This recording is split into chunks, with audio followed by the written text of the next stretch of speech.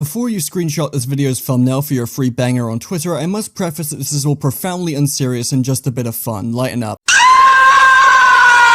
Okay, I get it. So about a month ago, I made a video about the Smiling Friends self-insert rabbit hole. Not that there was a rabbit hole of self-inserts, but there was just a rabbit hole of information to go through. Anyway, that video went into the trend of people inserting themselves or their OCs into clips of Smiling Friends, and the shocking amount of effort actually put into their presentation, to the point that many speculate whether the people behind these accounts actually work on the show. Most of you watching this have probably seen that video, but as successful as that video was, I still felt a little annoyed with myself that the video was mostly about Maltigi and the wealth of information and speculation surrounding that account, and that I only had time to briefly talk about two other examples at the very end due to them being relatively new to the scene. However, one of those two examples has been quickly filling the void that Maltigi is leaving due to his more infrequent upload schedule as of recent, and has quickly become the new center of attention, not for the ways that she's similar to Maltigi, but for all of the ways that she sets herself apart.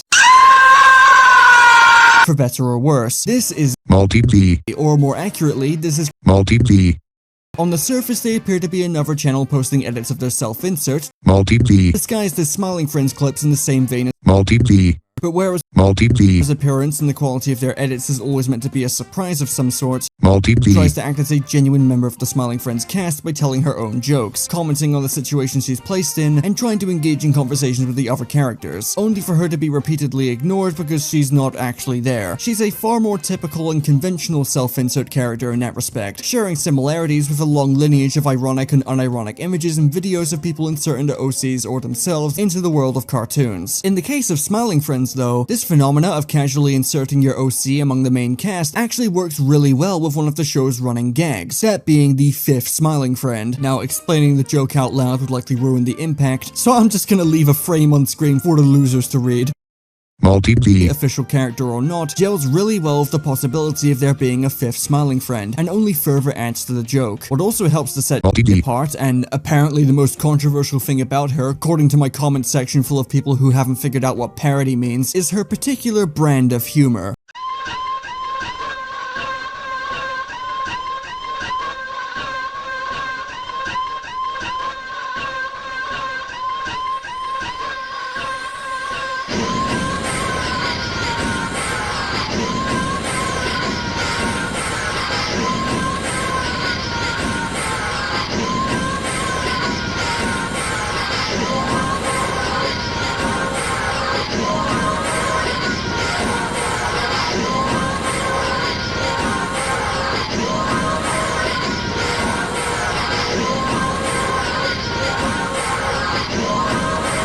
Maltigi dialogue, to be frank, is cringe. She's the perfect amalgamation of everyone's collective memory of that annoying kid in high school who spoke exclusively in r/dank memes and thought Marvel movies were the pinnacle of cinema. Her constant meme quips and that just happened comments towards basically every situation ruins every natural joke from the original episode she's slapped into, and she specializes in giving secondhand embarrassment to the viewer. Every clip on the channel is almost excruciating to watch for this reason, if you haven't caught on to the fact that it's blatantly ironic. These clips are very self-aware about how annoying this type of humor is. It's a blatant parody poking fun at people who unironically talk like this. I was gonna make another joke about her basically being a parody of an SMG4 character, but last time I did that, the series fucking ended like 2 days afterwards. I think if I say anything else, then Luke is just gonna spontaneously explode. I mean, the Alan Thinks It's Delicious clip alone features a full straight minute of her making awkward that just happened quips about Alan coming out as gay, while the entire scene and everyone around her just stands in silence and ignores her. It's purposefully drawn out, and this actually manages to make these clips wrap back around to being genuinely funny. It's peak cringe comedy, and I honestly find this spin on the gimmick to be oddly charming. It's also worth praising the effort that's gone into these clips. While there's nothing as insane as Maltigi Silly Samuel clip, Maltigi is well rendered and well animated and blends in just fine with Smiling Friends' mixed media art style. It really sells the idea that she's some lost and forgotten member of the cast. She's the Smiling Friends equivalent to Gregor Simpson, if that makes any sense, except actually in motion. The vocal performance for Maltigi is also surprisingly good. No one knows who the VA is, but they sound pretty professional overall. Now, this was basically all the information I could get from Maltigi. back when I made my first video, as there were only 4 videos on the channel at the time, and it didn't seem like there was anything too special about it outside of its gimmick. As unsatisfied as I was with how little I actually covered in my first video, I still didn't think it was that deep enough to warrant receiving as much attention as Maltigi.